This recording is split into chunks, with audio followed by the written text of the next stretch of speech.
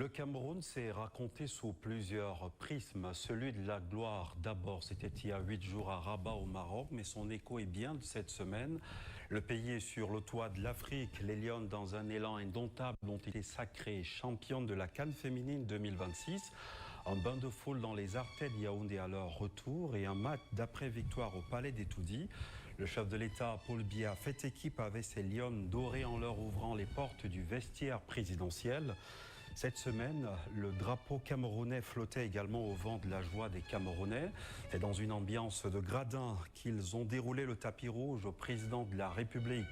Paul Biya, porté en triomphe par des compatriotes chauffés à blanc. En retour à Yaoundé, dans la liesse qui met un terme aux conjectures et aux spéculations qui ont cristallisé la scène sociopolitique ces dernières semaines au Cameroun. Loin de cette ferveur, l'étreinte de la mort s'est fait ressentir à Zamboy. La quête de l'or au prix des vies humaines, un site minier très fréquenté en République centrafricaine, a vu des vies humaines englouties dans un éboulement. Parmi la centaine des victimes, des compatriotes.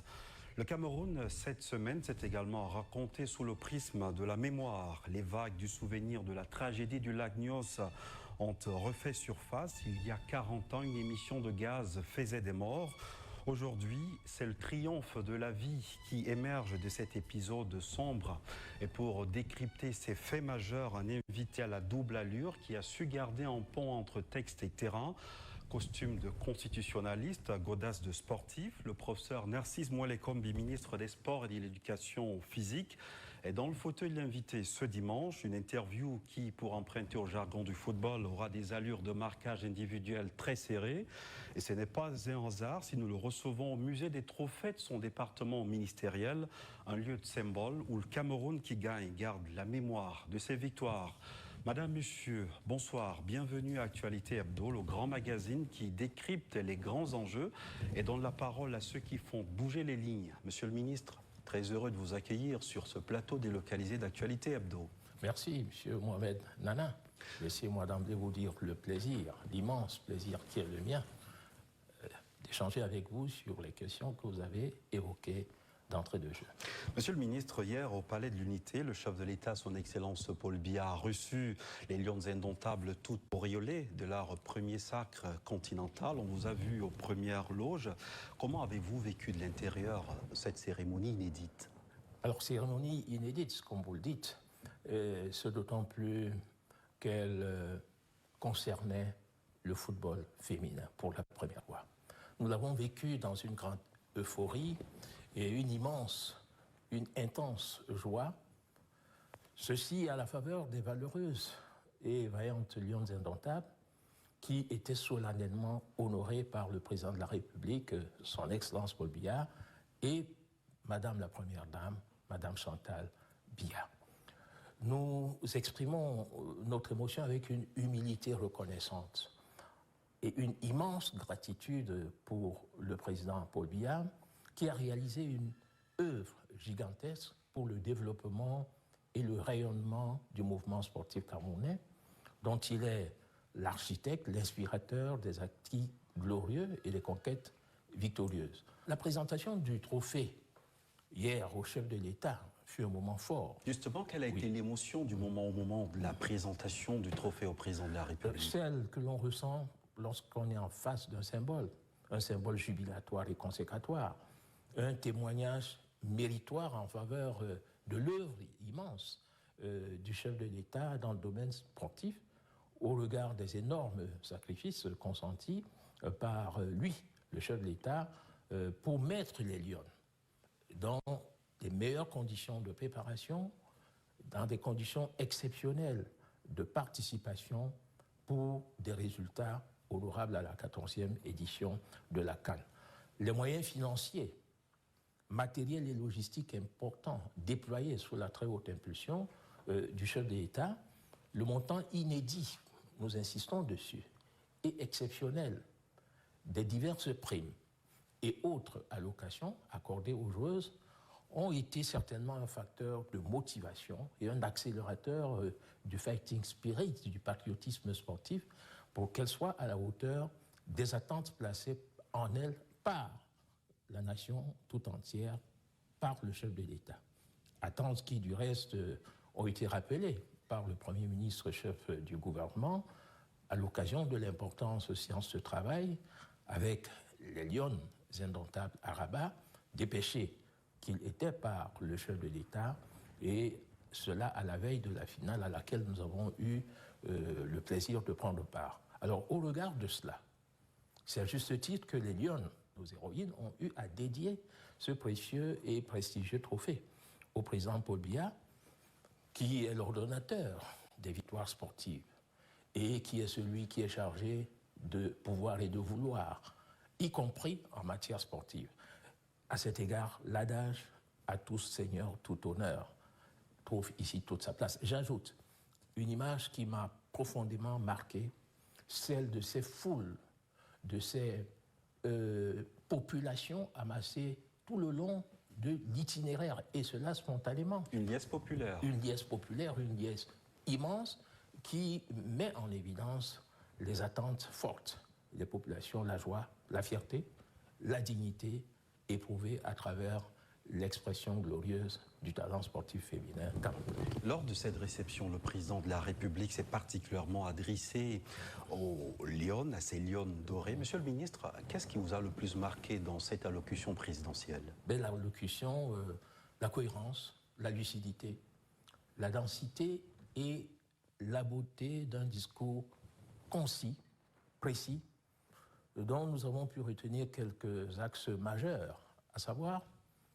la reconnaissance de la patrie envers les Lions indomptables à travers de chaleureuses félicitations du couple présidentiel et de la nation tout entière, la célébration d'une belle victoire et d'un sacre historique inédit, puisque c'était la première consécration à ce niveau pour les Lions indomptables seniors, l'éloge de l'exemplarité de notre sélection nationale féminine de football, dont la prestation à la CAN Maroc doit pouvoir inspirer la jeunesse camerounaise.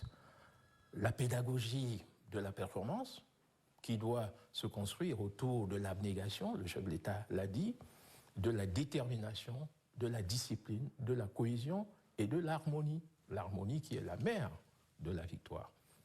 Nous y avons retenu l'exaltation de la persévérance dans l'effort et la résilience face à l'adversité.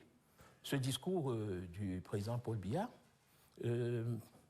doit en vérité interpeller l'ensemble du mouvement sportif camerounais, l'ensemble des sélections nationales, ainsi que nos athlètes et sportifs pratiquant diverses disciplines sportives sur la scène et les arènes sportives internationales, au-delà du champ sportif. Ce message est destiné, me semble-t-il, à tous les secteurs d'activité, dans le cadre de ce septennat des grandes espérances, symboliquement dédié aux femmes, aux jeunes, nous y sommes. Les Lions indomptables, elles sont femmes et elles sont jeunes, et nous le savons très bien, l'un des axes prioritaires de l'action du chef de l'État pour ce septennat des grandes espérances, c'est la jeunesse et la gente féminine. Après ce sacre des Lions, monsieur le ministre, la première image qui se dégage, c'est que la nation parle d'une seule voix. Quel est le signal fort que ces Lions, le chef de l'État, à travers cette réception, envoie au mouvement sportif et à la jeunesse? Le message fort que le président Paul Biya a bien voulu envoyer, nous semble-t-il, de notre point de vue, du point de vue de notre chapelle, est le suivant. Le travail, la quête laborieuse, patiente, déterminée de la performance produit et finit toujours par produire de bons résultats, de bons fruits. Mais ceci dans l'ordre et la discipline. En même temps, la nation honore, autre message, la nation honore toujours ceux qui honorent la nation. Le président Paul Biya n'a jamais dérogé à ce principe, d'où l'octroi des distinctions honorifiques à nos héroïnes, à nos valeureuses Lions indomptables, à l'image de ce qui s'est passé pour les Lions indomptables de 1990. Nous le disons parce que nous avons eu l'immense bonheur de piloter il y a quelques années ce dossier en rapport avec Madame le ministre du Développement urbain et de l'Habitat. Le chef de l'État a décidé, il l'a annoncé sur le perron, du Palais de l'Unité d'offrir une maison à chacune des lions indomptables de l'épopée de Rabat. Ceci est la preuve de l'intérêt qu'il attache aux prestations héroïques de nos différentes sélections et athlètes nationaux à l'échelle continentale et mondiale. Monsieur le ministre, le sacre de ces lions, puis le geste du président de la République, de votre point de vue, est-ce qu'il enterre définitivement le débat sur le football féminin ne compte pas ou n'intéresse pas? Écoutez, le football féminin a toujours été soutenu par l'État. N'oubliez pas qu'en 2016, le Cameroun a accueilli la CAN féminine de football. Et c'était d'ailleurs le point de départ d'une belle aventure nous ayant amené à accueillir tant le CHAN que la CAN, la 33e édition de la CAN, dont il a été convenu qu'elle fut la meilleure de toute l'histoire des CAN, tout au moins jusqu'au moment de son organisation. Donc le Cameroun a toujours accordé, les pouvoirs publics ont toujours accordé une attention particulière à la sélection nationale féminine de football. Monsieur le ministre, je vous suggère de revivre ce match d'après-victoire au Palais des Toudis, sacré à Rabat, célébré à Yaoundé. Les Lions indomptables, championnes d'Afrique, ont reçu les honneurs de la nation au Palais de l'Unité. Paul et Chantal Biya les ont accueillis avec faste, distinction, accolade, avec une phrase forte: continuez de faire rêver les Camerounais. Récit d'une consécration, Yves-Marc Medjo. Après l'immense joie procurée à leurs supporters sur la pelouse, après les scènes de liesse populaire vécues à travers les artères de la cité capitale, au retour de leur expédition victorieuse de Rabat au Maroc, voici les Lions indomptables, champions d'Afrique, sur le point de recevoir la distinction suprême du président de la République au nom de l'ensemble du peuple camerounais. Et c'est naturellement le Palais de l'Unité, la maison commune, résolument sur son 31, qui va servir de cadre à cette cérémonie d'hommage et de reconnaissance. Le lieu choisi est le salon des ambassadeurs, situé au 3e étage du Palais de l'Unité, tout à côté du bureau présidentiel, tout un symbole. À l'invitation de Paul et Chantal Biya, près de 200 personnalités d'horizons divers ont été conviées. Représentants des grands corps de l'État, membres du gouvernement, responsables de la présidence de la République et invités spéciaux. Assis non loin de quelques proches collaborateurs du chef de l'État. Les héroïnes et héros du jour, 35 en nombre, dont 26 joueuses et 9 membres de l'encadrement technique, vont pour leur part être installés tout juste devant le chef de l'État et la première dame. Paul Biya et Chantal Biya, dont l'entrée dans la salle va être saluée par un tonnerre d'applaudissements. Pour les champions d'Afrique, après l'exploit du Maroc, c'est un autre rêve sur le point de se réaliser. Celui de serrer la main au président de la République, communier avec lui, une communion totale. En parfaite immersion avec cette jeunesse qui a rendu l'ensemble du peuple camerounais heureux et fier, Paul Biya va serrer la main à chacune des lionnes, cerise sur le gâteau. Une distinction honorifique de chevalier de l'Ordre national de la valeur sera remise à chacune des valeureuses indomptables.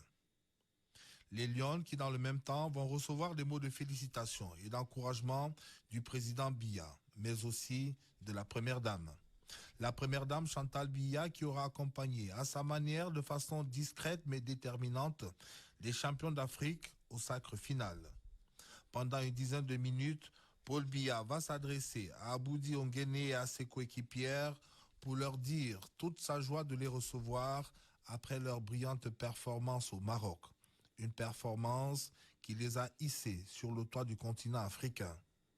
Pour le président Biya, cette cuvée 2026 des Lions indomptables du Cameroun est une source d'inspiration pour la jeunesse camerounaise et l'ensemble du peuple. Continuez à nous faire rêver, dira-t-il en substance pour conclure. Une première photo souvenir au 3e étage, puis une seconde au perron vont à jamais immortaliser ces moments de grande émotion, de joie partagée et de fraternité. Honneur donc aux Lions qui auront été meilleurs que toutes les autres équipes et qui ramènent le bercail, le trophée continental si prisé, un trophée qui rassemble, éclipse tous les clivages et vient fédérer l'ensemble des filles et fils du Cameroun autour d'un exploit qui fera date. Retour sur le plateau d'Actualité Hebdo. Monsieur le ministre, j'invite à présent le constitutionnaliste que vous êtes sur le terrain du droit. Le président de la République a regagné Yaoundé cette semaine après près de 2 mois d'absence. Une période marquée par diverses spéculations et interprétations au sein de l'opinion publique. Maintenant qu'il est de retour, monsieur le ministre, quel commentaire cela vous suggère? D'abord, je dois dire qu'en tant que Camerounais, nous avons éprouvé une grande joie, une espèce d'extase même, de revoir le chef de l'État refouler la terre de son pays, ce pays qu'il aime profondément, auquel il est passionnément attaché et auquel il a fait don de sa personne en lui consacrant sa longue et très exceptionnelle carrière au sommet de l'État. Évidemment, nous avons suivi toutes sortes de spéculations, de divagations, de fantasmagories, de tout un tohu-bohu, les uns les plus rocambolesques et abracadabrantesques que les autres. Mais en toute chose, il faut savoir raison garder et faire confiance à la vérité, à l'objectivité, à la sacralité des faits, comme vous le dites dans votre jargon de journaliste. Le retour effectif du chef de l'État, sa présence physique, ont apporté un démenti cinglant à toutes ces élucubrations, ces fadaises, parfois nauséabondes. Il y a là la réalité et non la virtualité. Et nous devons vivre dans la réalité et non dans la fiction. Nous devons être dans le concret et non dans la fantasmagorie. On ne fait pas avancer un pays avec des fake news, des mensonges, de l'intoxication, de la manipulation, autant de déviances d'ailleurs, qui n'honorent pas leurs auteurs et que le président de la République a souvent eu à dénoncer. Faisons confiance aux institutions de la République et faisons confiance à la bonne foi, à l'objectivité de la communication officielle. Monsieur le ministre, une certaine opinion a même évoqué la vacance au sommet de l'État. Du point de vue du droit et dans le contexte actuel, est-ce que cette notion de vacance au sommet de l'État pouvait être évoquée? Mais alors, absolument pas. J'aborde cette question avec d'autant plus d'aisance que vous m'amenez sur un terrain qui est, du point de vue de notre chapelle d'origine, un terrain de prédilection, le droit constitutionnel. Et ce que nous enseignons à nos étudiants de licence, parfois d'entrée de jeu dès la première année, c'est des cours d'introduction au droit, des cours de droit constitutionnel général, c'est que la qualification juridique des faits ou des situations est une opération intellectuelle qui repose sur des bases conceptuelles et méthodologiques rigoureuses. La notion de vacance ne pouvait nullement être évoquée et ne peut absolument pas être évoquée dans ce contexte. Pour les juristes puristes, nous insistons dessus, les juristes puristes, et de bonne foi, ce serait d'ailleurs une hérésie et un non-sens que de parler de vacance du pouvoir. En droit constitutionnel, comme en droit en général, les mots ont un sens précis, une signification, une consistance et une substance qu'il faut se garder de travestir. Nous sommes ici dans le champ de la terminologie juridique. Que signifie la vacance? Et le meilleur éclairage de la terminologie vient souvent de l'étymologie. De ce point de vue, rappelons que l'étymologie du terme vacances part du latin vacare, qui signifie être vide, libre, inoccupé. D'où par exemple l'idée de vacuum, d'où dérive le vacuum, c'est le vide physique ou intersidéral, dont dérive le concept de vacuité, l'état de ce qui est vide. Donc, le concept constitutionnel de vacance du pouvoir désigne le moment où la fonction de président de la République le siège du chef de l'État sont juridiquement vides, c'est-à-dire non pas de titulaire, non pas, nous disons, les fonctions de chef de l'État, président de la République, de souverain, non pas de titulaire, le siège est vide, le siège est inoccupé, il n'y a pas d'occupant. Et ce n'est pas une question physique, c'est une question juridique. Ce n'est pas le cas au Cameroun. Le président de la République a été démocratiquement élu pour un mandat de 7 ans. Il est pleinement, statutairement et régulièrement en fonction. Au cours de l'exercice de son mandat, il peut être amené à se déplacer, à voyager hors du pays pour telle ou telle raison. Il exerce ses fonctions ex officio. Il se jurait là où il se trouve et partout où il se trouve. La loi fondamentale n'interdit pas les déplacements ou les séjours d'un chef de l'État à l'étranger. Nous ne connaissons d'ailleurs pas d'exemple au monde d'un souverain, d'un chef d'État qui ne pratique pas la mobilité fonctionnelle extraterritoriale et qui demeure cloîtré dans son pays sans aucune visite officielle, sans aucune visite de travail, sans aucun séjour privé à l'étranger pour telle ou telle raison. Et nous disons que la maîtrise de l'agenda des déplacements tant à l'intérieur du territoire qu'à l'étranger est une prérogative discrétionnaire du souverain, du titulaire du poste. J'ajoute, si vous permettez, pour terminer, que le droit constitutionnel est un droit substantiel, c'est-à-dire un droit de réglementation et aussi un droit formel, c'est-à-dire un droit de procédure. Et ne nous détachons pas de la Constitution. Rappelons que l'article 6, alinéa 5 de notre Constitution énumère les différents cas de figure de vacances.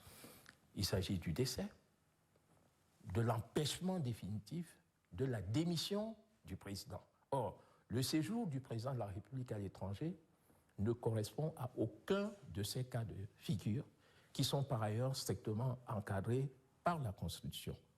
Le séjour récent du chef de l'État en Europe, peu importe sa durée, ne correspond même pas à ce que l'on pourrait éventuellement appeler un cas d'empêchement temporaire, absolument pas.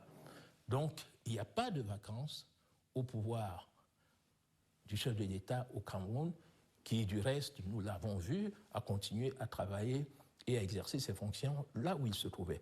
Alors, il y a un détail que les Camerounais oublient souvent. Un détail qui est historique, important. C'est que le président de la République, le président Paul Biya, est juriste. Nous pourrons même dire l'un des tout premiers publicistes camerounais. Nous oublions que le président Paul Biya, le grand public, un certain public d'Internet, des internautes, oublie souvent que le président Biya est diplômé de droit public. Il est titulaire d'un DES, un diplôme d'études supérieures de droit public. Il est diplômé de Sciences Po, donc mieux que quiconque, il sait interpréter de manière authentique les dispositions pertinentes d'une constitution. Nous allons revivre les sons et les couleurs de ce retour du président de la République au bercail. Il est de retour, l'attente aura été longue et les rumeurs folles. Le président de la République, Paul Biya, a regagné Yaoundé avec à ses côtés la première dame, un accueil qui s'est fait dans la liesse. Mots et émotions captés par Joseph Clément Ngba. Sous le ciel de Yaoundé-Simalène, le jeudi 20 août 2026, mobilisation particulière des militantes et militants du Rassemblement démocratique du peuple camerounais autour du pavillon présidentiel. Avec tam-tam, tambour et balafon, la section RDPC de la Mefoué à Famba Sud donne le ton d'un accueil populaire. Brillante expression d'une écriture en lettres d'or du cahier d'un retour au pays natal du président de la République et de son épouse, Madame Chantal Biya.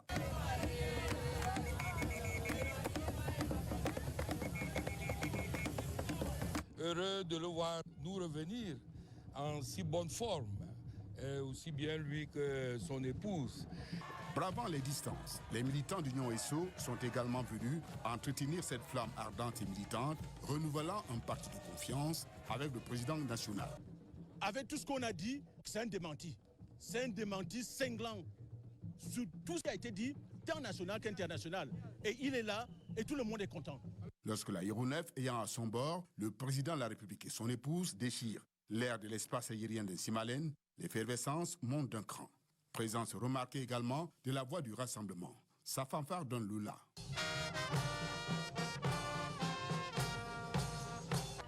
La fanfare et certains éléments de l'orchestre qui sont ici là, qui se sont mobilisés pour ce grand rendez-vous où nous sommes venus souhaiter une chaleureuse bienvenue à notre président national. C'est le Cameroun en miniature qui est en Simalène avec plusieurs associations. Le groupe Oroco venu du sud-ouest, le Jou du nord-ouest ou encore l'aire culturelle soudano-sahélienne. Dans cette mouvance, les jeunes de la région de l'Est accourus en masse, inscrivant ce retour au bercail d'une empreinte particulière. La région de l'Est est levée comme un seul homme pour venir dire Papa Oho Yayato à son Excellence Paul Biya après un séjour privé en Europe. Regardant le cortège présidentiel s'ébranler de l'aéroport international d'Yaoundé-Simalène, les jeunes patriotes qui soutiennent le couple présidentiel.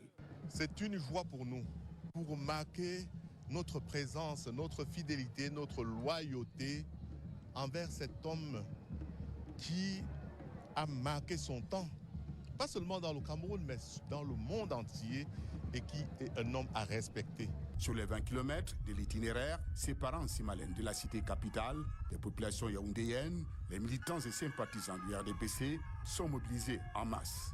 Au quartier Mvan, au carrefour Koro, au carrefour Mvombi, au corps de la cité capitale, grande ferveur populaire. Tout comme à la poste centrale ou encore au carrefour Ouarda. Parlez encore, entend-on scander ça et là. Nous sommes en joie quand notre papa revient au pays. L'apothéose, c'est au palais de l'unité. Nous étions déjà fatigués des fausses rumeurs, des mensonges qui ont été faits à son endroit. Aujourd'hui, c'est la joie, une grande joie qui nous anime. Le Cameroun brille par sa présence. En pole position, le socle granitique du Sud. Il nous revigore, il nous galvanise davantage, et nous donne une énergie cinétique nous permettant de travailler mieux l'ensemble de la région du Sud. Après un court séjour privé en Europe, il est bel et bien là, le président Biya. Monsieur le ministre, revenons à présent sur le terrain du sport. Au-delà de la joie, le sacre des Lions indomptables intervient après des années d'attente pour le football féminin camerounais. Que révèle ce premier titre continental sur l'état de santé actuel du mouvement sportif camerounais? Alors, il nous semble que ce premier sacre continental du football féminin camerounais constitue un révélateur saisissant de la dynamique actuelle du mouvement sportif camerounais. Il met en lumière trois réalités fondamentales. D'abord, celle de la vitalité d'un vivier athlétique exceptionnel, car cette victoire confirme la richesse inépuisable du patrimoine sportif national en matière de ressources humaines, y compris dans le domaine féminin. La valeur intrinsèque des athlètes camerounais, leur détermination et leur capacité à se surpasser demeurent des leviers majeurs de la performance, car ils sont capables de triompher au plus haut niveau continental et même mondial. Nous avons deux exemples dans le domaine de l'athlétisme, M. Emmanuel Essemen et Mme Hervinge Collet-Etamin, qui font des merveilles en matière d'athlétisme. Alors ensuite, il y a l'aboutissement de ce parcours de notre sélection nationale féminine senior qui témoigne d'une bonne préparation de notre sélection nationale. Et pour cette préparation, l'État a consenti supplémentairement, nous disons bien supplémentairement, après examen du budget, plus de 250 millions de francs de rallonge pour soutenir l'allongement, le prolongement de la durée du stage technique des Lions, alors que le chef de l'État avait déjà validé un budget de quelques 2,7 milliards de francs. Vous voyez, c'est des montants très importants qui permettaient de mettre les Lions indomptables à l'aise. Et nous disons qu'il n'y a eu aucun problème de prime. Au contraire, nous avons même, dans certains cas, procédé au paiement par anticipation. Un paiement, et nous rendons ainsi un témoignage de remerciement au service du ministère de la Finance qui a été très coopératif. Et certains bruits de couloir, monsieur le ministre, laissaient penser justement qu'il y avait de problèmes de primes. Non, absolument pas. nous sommes toujours dans le domaine de la fantasmagorie, dans le domaine des inventions. Il faut rendre hommage au bon travail accompli par tous les éléments de la chaîne. Mais écoutez, une prime ne s'alloue pas, ne se distribue pas comme ce que l'on appelle un transfert sur Orange Money ou sur Momo, pour ne pas faire la publicité à quelques produits que ce soit. C'est une opération complexe qui intègre beaucoup d'éléments d'une chaîne longue, et vous ne pouvez pas. Prenons l'exemple d'une prime de qualification. Vous ne pouvez pas la payer avant la qualification.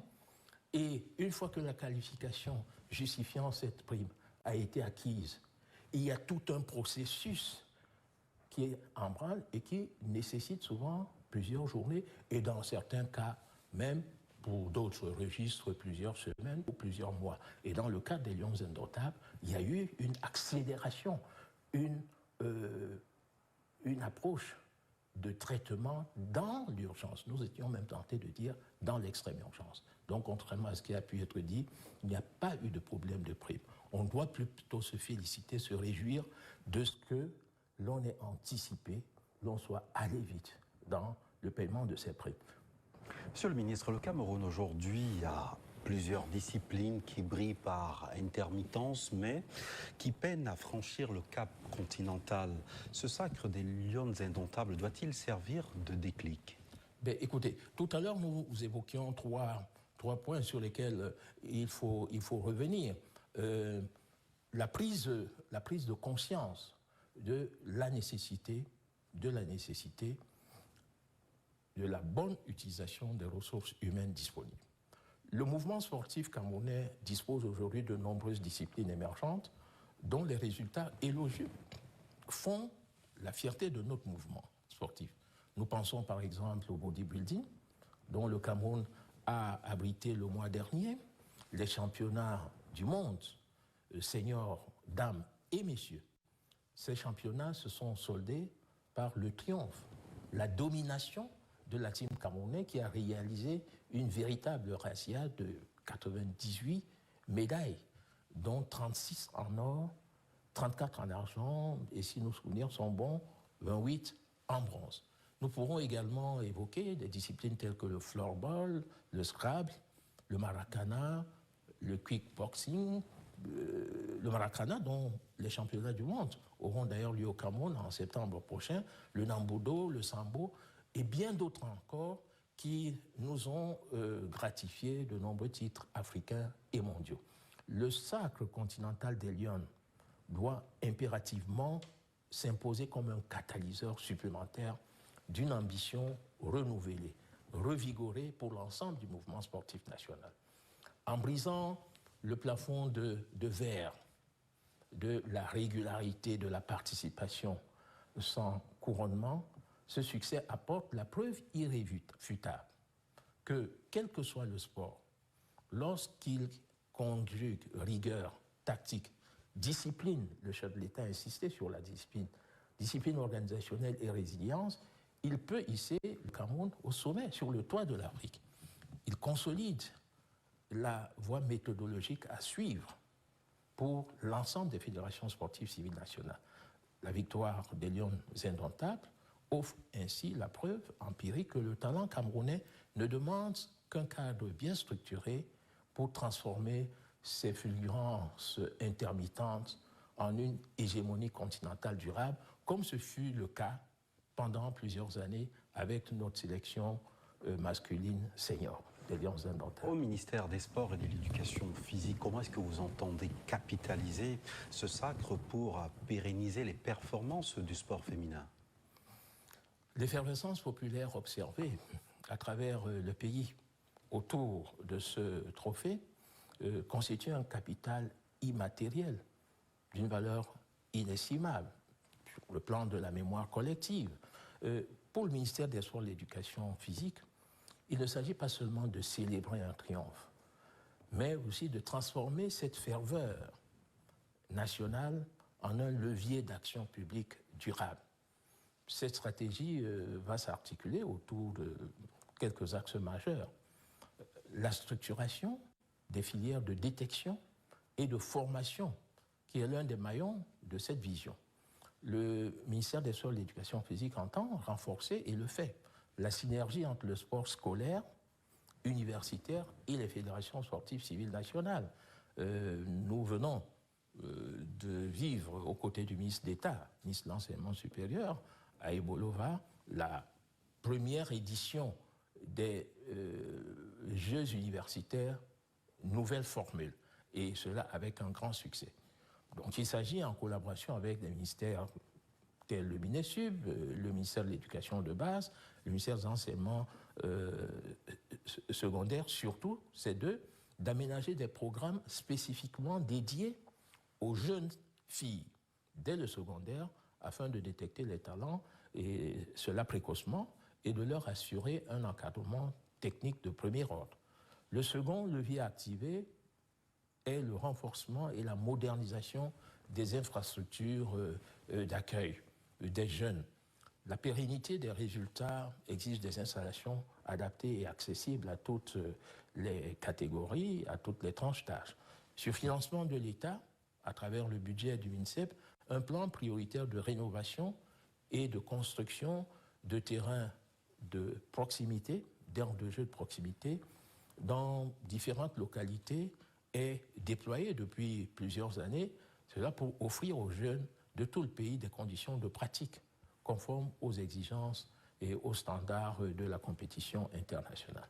Il y a un autre aspect sur lequel nous insistons, l'amélioration de la gouvernance sportive et de la professionnalisation en tant que pilier stratégique, en concertation avec les fédérations sportives civiles nationales qui le veulent bien,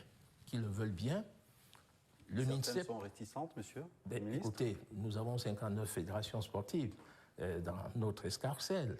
Toutes ne brillent pas par une tendance fluide à la collaboration ou à la réceptivité, mais toutes s'appuient sur le ministère des Sports et de l'Éducation physique. C'est pour cela d'ailleurs que nous verrons à la mise en place des contrats-programmes stricts, tels que prévoit la loi de juillet 2018 portant organisation et promotion des activités physiques et sportives. L'objectif ici est de sécuriser le statut des athlètes, de veiller à la gestion transparente des fonds mis par l'État à la disposition des fédérations, notamment en cette période d'austérité budgétaire et de raréfaction de ressources financières, puisque les besoins dans les secteurs sociaux, éducatifs, de sécurité, etc., pour un État comme le nôtre sont immenses et multiformes, et cela en vue de garantir une rémunération décente dans les compétitions locales et d'instaurer une équité dans l'octroi des primes de performance. Nous insistons sur cet aspect et nous mettons un point d'honneur à ce que les primes soient payées aux athlètes, quel que soit leur montant, mais que les primes soient payées. Monsieur le ministre, avec ce titre, les Lions indomptables du Cameroun entrent dans une nouvelle dimension. Il y a la Coupe du Monde qui se profile à l'horizon. Quels objectifs concrets fixez-vous à cette équipe pour les prochaines échéances internationales? Alors, le cap a été annoncé hier par le président de la République, son Excellence Robia, dans son discours. L'accession des Lions au sommet du football continental en cette année 2026 marque un changement d'échelle décisif. Désormais investi du statut de championne d'Afrique, cette sélection nationale féminine doit aborder les échéances mondiales et olympiques avec beaucoup de volontarisme, avec beaucoup d'abnégation, de persévérance, des ambitions réévaluées à la hauteur de ce nouveau rang, avec beaucoup de confiance en elle-même. Nous parlons de confiance, mais pas d'autocuidance, pas d'excès de considération, de surévaluation de leurs efforts, parce qu'il n'y a plus de petites nations de sport, mais en étant conscientes de ce qu'elles peuvent oser, de ce qu'elles peuvent aspirer à mieux, de ce que, pour reprendre le terme utilisé par le chef d'État, elles peuvent faire rêver, elles peuvent davantage faire rêver le grand public sportif camerounais. Ceci, afin d'inscrire cette dynamique dans la durée, la feuille de route prospective s'articulera autour de 3 objectifs majeurs. D'abord, à court terme, une confirmation lors de la Coupe du Monde 2027 au Brésil. L'objectif premier résident dans le franchissement systématique de la phase des poules pour atteindre le tableau final, un bon niveau de tableau final et pourquoi pas la finale. Il ne s'agira plus seulement de participer pour participer, mais de rivaliser tactiquement avec les nations majeures du football féminin mondial. À moyen terme, une qualification et un parcours ambitieux aux Jeux olympiques. La rigueur de la compétition olympique exige une préparation athlétique et scientifique de premier ordre. La sélection doit viser une qualification incontestable lors des éliminatoires de la zone Afrique, puis aller le plus loin possible dans le tournoi final pour marquer davantage l'histoire du sport national au niveau continental. Et pour concrétiser ces ambitions, tel qu'annoncé par le président de la République hier, l'État, comme par le passé, s'engage à offrir à l'encadrement technique et aux joueuses des Lions indomptables des conditions de préparation idoines. Ce titre continental constitue donc un aboutissement, certes, pour cette édition, mais n'est que le premier jalon d'une présence que nous souhaitons durable du Cameroun au sommet de l'échiquier sportif continental africain. Monsieur le ministre, marquons une autre halte dans ce programme. Ils cherchaient de l'or, ils ont trouvé la mort. La vidéo devenue virale d'un éboulement a fait frissonner la toile cette semaine. Le drame s'est noué dans les entrailles du site aurifère de Zamboy en Centrafrique, non loin de la frontière avec le Cameroun. Le bilan humain est lourd, une centaine de vies englouties. Retour sur les circonstances de cette tragédie avec François Ibodetabi, CRTV Est. Figés et déboussolés, ils sont impuissants devant la fureur de la nature. Le soutien du gouvernement aux fédérations. Dans la mise en œuvre de ces missions, en tant que celui qui définit la politique de la nation, le chef de l'État a délégué certaines compétences au ministère des Sports et de l'Éducation physique, à savoir concevoir, élaborer, mettre en œuvre la politique du gouvernement dans le domaine des sports et de l'éducation physique à travers divers compartiments, à travers plusieurs rubriques. Et le ministère, à son tour, délègue certains pans de ces activités de mission de service public à des fédérations sportives qui ont pour rôle de développer la pratique de leurs disciplines respectives en veillant à l'application des règlements et à la formation des talents.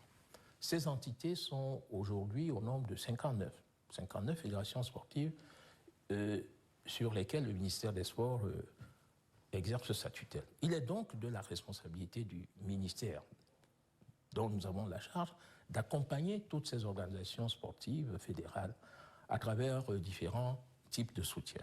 Il y a d'abord un soutien technique, à travers la mise à disposition de techniciens, d'experts qualifiés pour l'encadrement des fédérations sportives civiles nationales. Il convient de noter que le MINSEP, on le dit souvent, est l'administration de l'État qui rassemble le plus grand nombre d'experts et de spécialistes de haut niveau, avec des qualifications parfois élevées jusqu'au doctorat, en matière d'enseignement sportif, de gestion sportive, d'administration des infrastructures sportives. Malgré les contraintes diverses, l'État continue à former des cadres supérieurs à l'INJS et des cadres moyens dans les CNHS. Nous préparons d'ailleurs pour cette semaine la cérémonie de remise de diplômes à plusieurs centaines de maîtres, maîtres adjoints, maîtres principaux d'éducation physique des CNHS de Bamenda, Bertois, Garoua, Tchang. Et tous ont été préparés pour l'encadrement du mouvement sportif. De ces experts-là, l'on peut isoler des entraîneurs de différentes disciplines. Par ailleurs, nous sommes dans une dynamique de modernisation du mouvement sportif national et cette dynamique repose sur 4 piliers.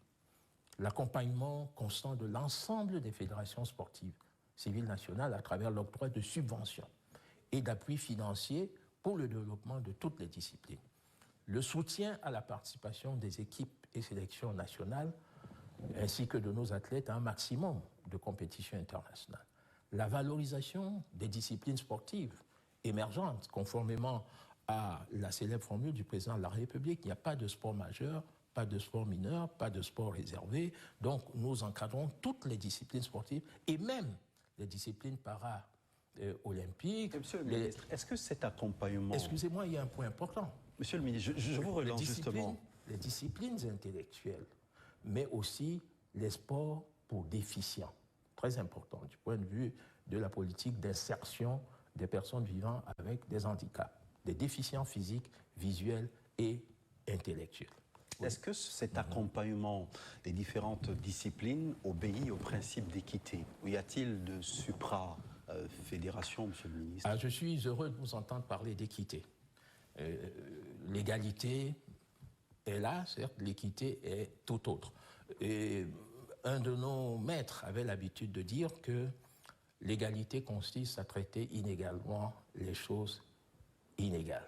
Et à ce moment, nous rejoignons l'équité. Et justement, c'est de manière équitable que nous essayons de traiter les fédérations sportives civiles nationales.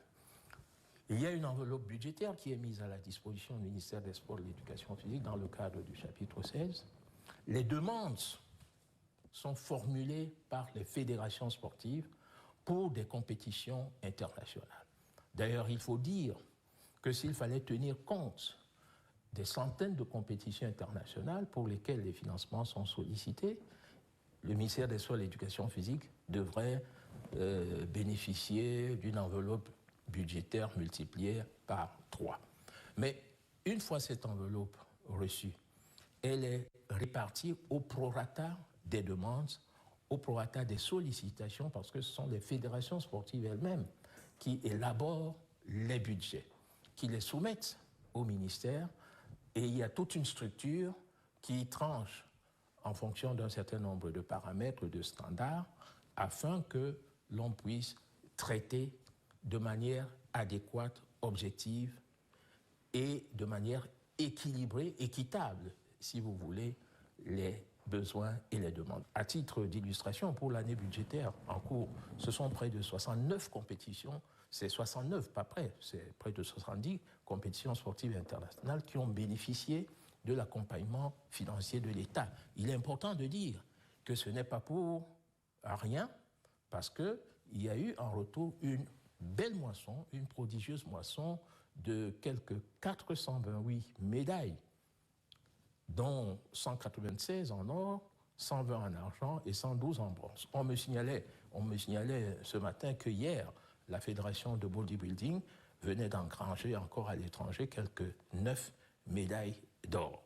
Donc vous voyez que l'embellie actuelle se situe dans la continuité du bilan florissant du septennat 2018-2025, le septennat des grandes opportunités, au cours duquel, sous la très haute impulsion du président de la République, le mouvement sportif national a engrangé une moisson de plus de 3100 médailles et trophées, toutes disciplines et catégories confondues.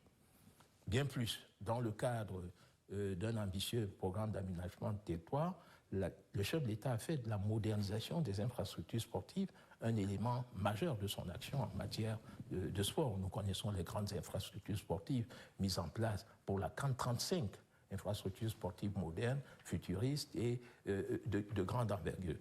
À ce sujet, nous avons une bonne répartition géographique dans toutes les aires culturelles de notre pays. Et ce faisant, le chef de l'État voudrait que le public sportif, notamment les jeunes, bénéficient de ces infrastructures à travers des pratiques sportives saines, mais également que les populations soient les témoins privilégiés des événements sportifs qui s'y déroulent.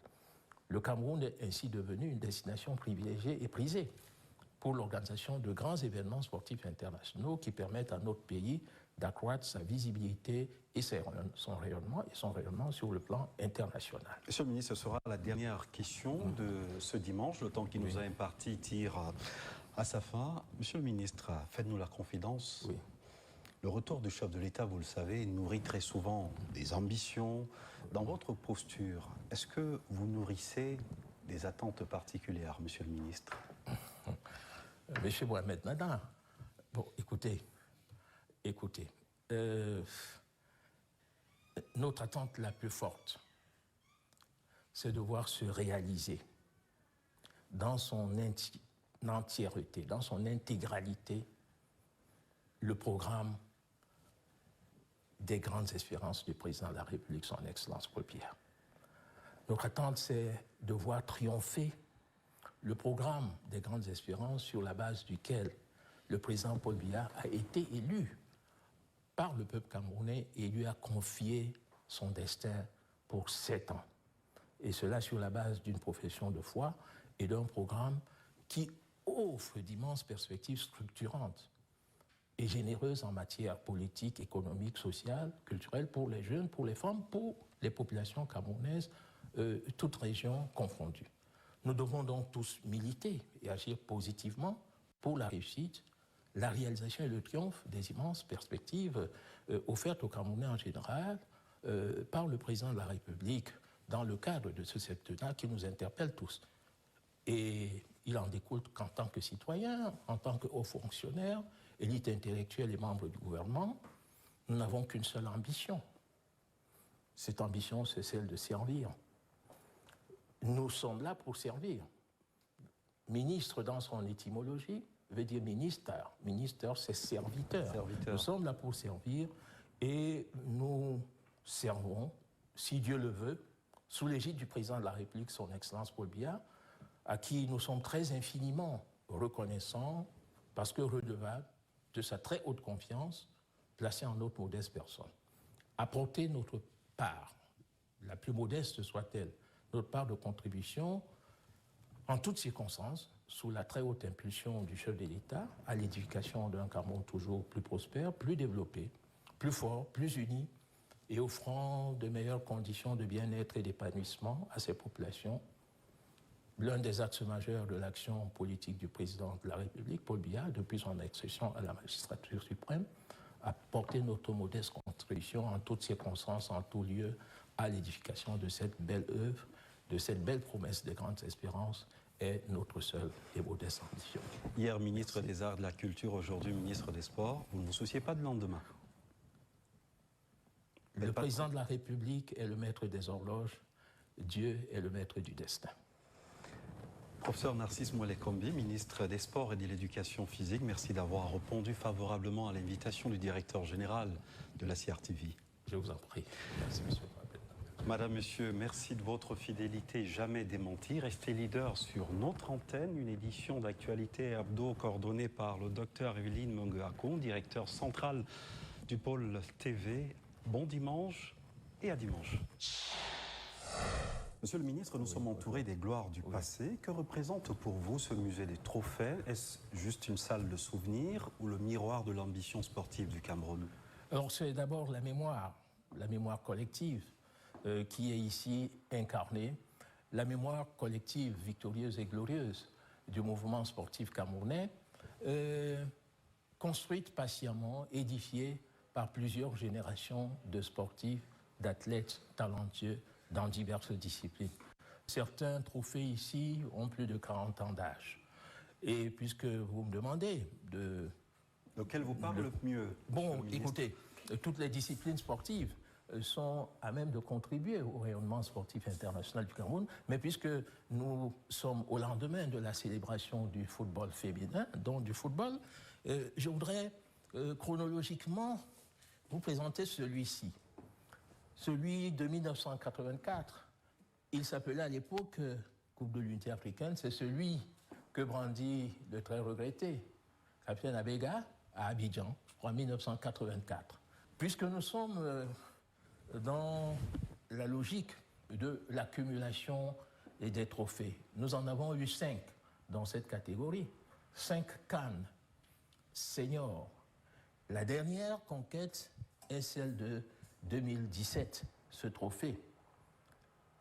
Libreville, au terme d'une belle épopée dont nous nous souvenons, c'est la dernière victorieuse. Et le Cameroun est vainqueur dans différentes catégories. En 2019, nous avons acquis le trophée des U17. Monsieur le ministre, cette étagère, elle reste vide, peut-être pour une Coupe du Monde? Alors, vous êtes ambitieux? Ben pourquoi pas? Il y a de la place.